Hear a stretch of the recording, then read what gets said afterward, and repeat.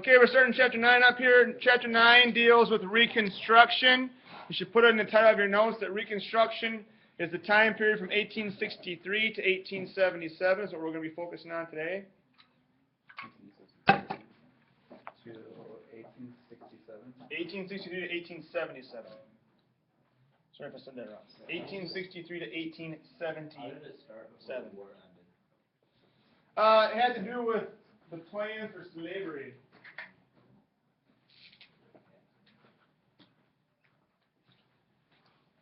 And the passages of the amendments, what we consider the amendments of 13th, 14th, and 15th. Okay. All right, so let's talk about presidential plans here.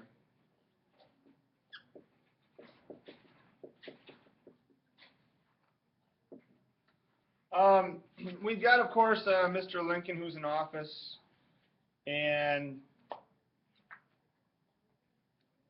they had a tough time, the presidents did, that were in charge here of Reconstruction, because they had to try to be tough on the South, or they had to be successful, excuse me. At the same time, they had these radical Republicans who were demanding for revenge, right?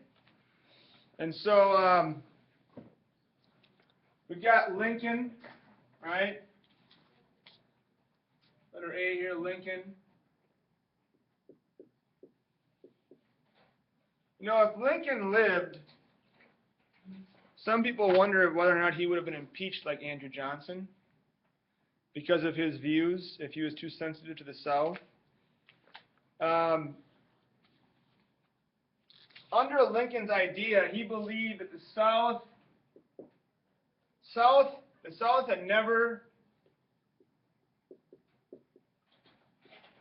withdrawn. Well, how is that possible? Well, he believed that there was no such thing constitutionally that they could legally withdraw. All right? And so his version of what he thought would work would be a 10% plan and a new state constitution for each state to be admitted. All right?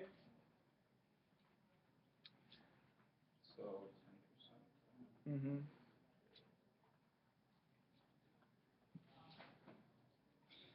There was also, well, this would just be a 10% kind of, I don't know if it was part of the war or what, but some people felt, he said legally they never really could have left, right? But this war obviously happened. We can't just ignore this from taking place. And so in order to make sure that things are part of the terms of agreement would be a 10%. Let's get them back in here. 10% of the people pledge their oath of loyalty. Their oath of loyalty, and then we'll redo the state constitutions, and it would be good. Plus, with not having slavery anymore, that would be something they would have to consider anyway. They have to redraft, right? We have, at the same time here, with Lincoln, we've got congressional fear. And the congressional fear was that, hey, if we're not tough on the South, they're going to return back to the same aristocracy they just were, and we're going to have the same problems we just dealt with. Jack?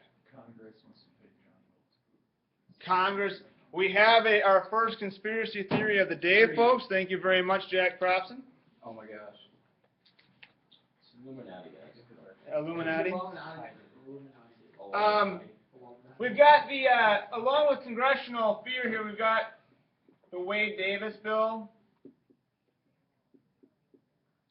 of 1864. Remember, the South keeps fighting here, but the North is planning for how we're going to win this war and how we're going to bring these people back in. The Wade-Davis bill called for a 50% signed oath from people. 50% signed oath, as well as emancipation guarantees.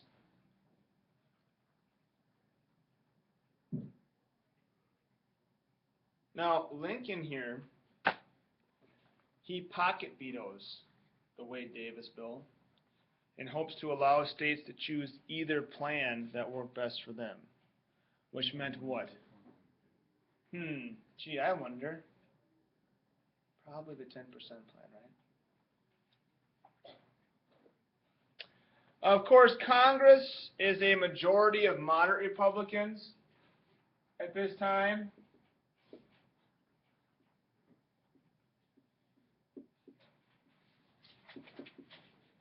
There are some radicals, though.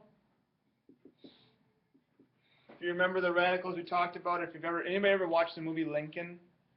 No, we were watching it. Oh, we should probably get together and do that. I saw it in theaters. I saw it in theaters too. Saturday 8. I'm not doing anything. I'm free. Actually, I've got a prom date for Saturday, guys. I do. No. She's got a kid, so. Oh, my wife. Oh, is she coming? Yeah, that's the plan. Oop. All right.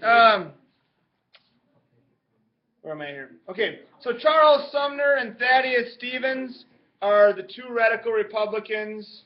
Charles Sumner and Thaddeus Stevens are the two radical Republicans. If you remember Charles Sumner, the beatdown with Preston Brooks, the cheap shot artist, I think of like pro wrestling, you know, where you got the good guys walking down the ramp and all the fans are telling him, look, he's behind you. What's going on? He doesn't see him, and then he just gets pegged with like a wrench or something. That's kind of what happened here with the.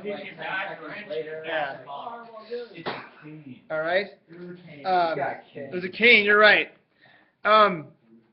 There's also, and you know, you should probably know about that Preston Brooks thing too, because that is an important aspect of the lead up to the Civil War as well. There's also the. I'm sorry. That's what I have for Lincoln here, and of course Lincoln is shot, right? So there's these issues with these radical Republicans, the moderate Republicans. The radicals want the South to pay. Lincoln is shot, and in walks President Johnson. And Who shot Lincoln? John Wilkes Booth. Okay. I think Bill O'Reilly has a book on that. Johnson surprised Congress. Remember, Johnson was a Democrat. Lincoln actually ran in 1864 as the Union Party. All right, he was a Republican. Johnson was a Democrat, and he's kind of picked up Johnson to try to get votes in Tennessee. Johnson followed the 10% plan. In some states, re-entered.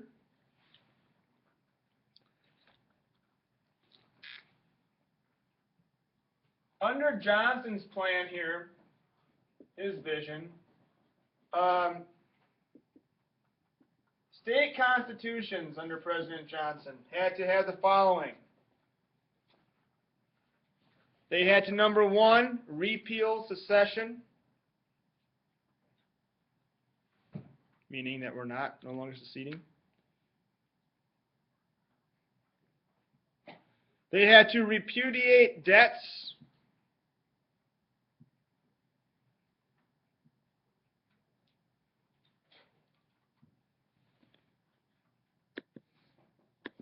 And they had to ratify the 13th Amendment, which was done in 1865.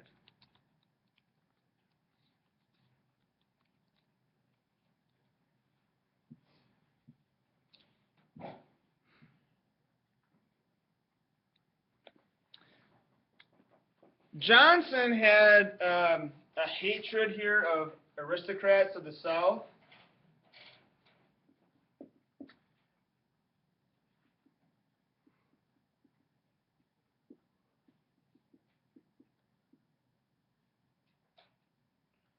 And so he ends up, in the process of his plan, doing what to all those aristocrats? He pardons them all, right? So that doesn't make a whole lot of sense, does it? And of course, his pardoning does lead to some structural issues for the North, or for the Union, actually, when it comes to Reconstruction, because he screws up. He puts a bunch of power back in the hands of people who they just got done fighting a war with to take power away. Okay, so not his best day here. Let's talk about the Freedmen's Bureau over here as well, number 2.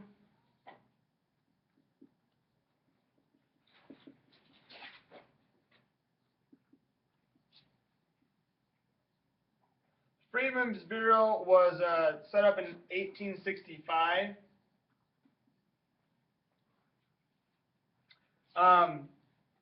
General O. Howard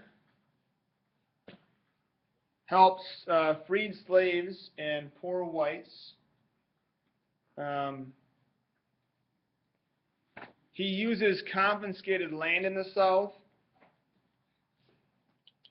And essentially, the Freedmen's Bureau is a great concept, but it ends up being undermined by Johnson. All right? And it's undermined for those same issues we just talked about with him, giving the aristocracy those pardons, and how their land goes back to them, and it becomes this huge issue. Okay? One of the things it did do, however, some of the successes of the Freedmen's Bureau was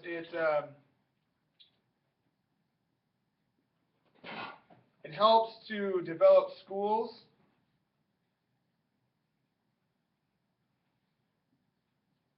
In the South,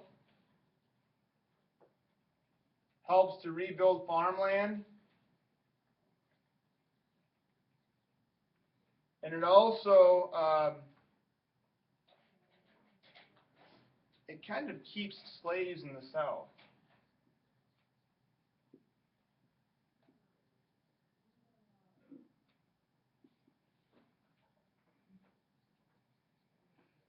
Now, keeping slaves in the South actually helps Republicans. Why do you think it helps Republicans, Steele? Because they can kind of hold it against them, gives them a base of voters. There's a base of voters. What else? Northerners and want them anyway. Yeah, exactly. Northerners didn't want them anyway. Yeah. They like the Take your jibs, right? It's economic competition. They don't want to deal with that. Keep it down there. It's right for him to do it. Or would they like the race that hated the people? Yeah, we talked about that, right? That famous Yeah. in the South, they liked the race, but they hated the people. So okay. The famous saying of yours. Yep. Can you do it All right. now? No. Can you? No. Why? Congressional.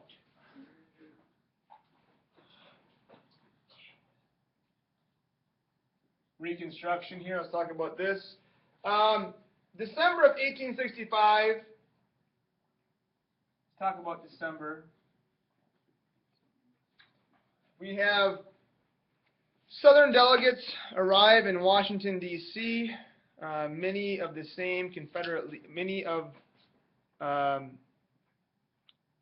were the same Confederate leaders during the South's tenure here after the war.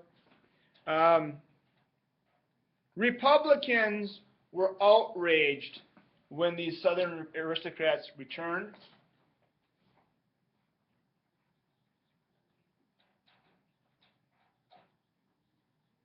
And they were upset because they felt that these aristocrats should have been put in their place. They said, they can't be our enemies 1 minute and then our peers the next. There was also, they took issue and exception to the South actually having more power post-war. Why did they have more power post-war, Jordan? No more 3/5 compromise, you betcha.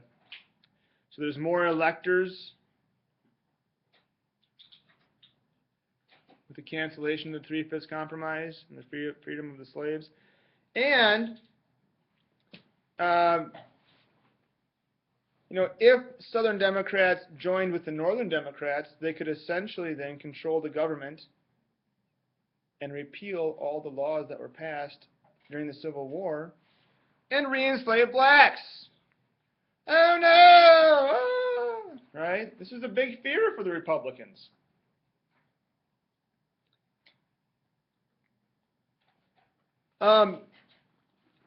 Also, during the same time here, we've got Republicans outraged. We have they passed through the 14th Amendment,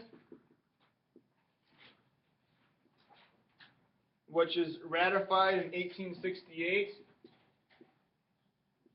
But it essentially gives freedmen, former slaves, citizenship. There's also some interesting aspects of the 14th Amendment here I want to talk about. Gives freedmen or former slaves citizenship, plus, it says, any state that refuses black voting rights loses representation. So if you refuse black voting rights, you lose representation.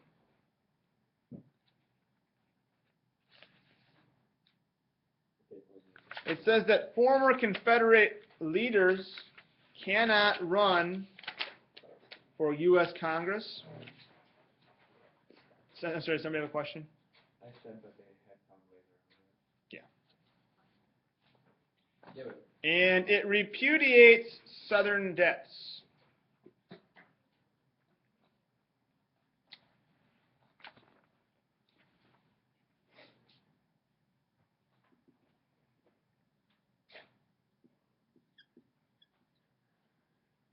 It's also around this time that Andrew Johnson becomes known as Sir Vito. And that's not like some Italian name here. It's obviously referring to vetoing bills.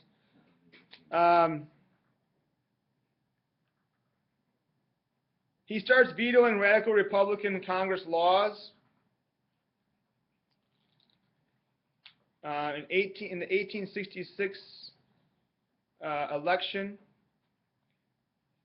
the Congress becomes essentially bulletproof by having a 2/3 vote to overrule him. And so there becomes this real big struggle here. Oh,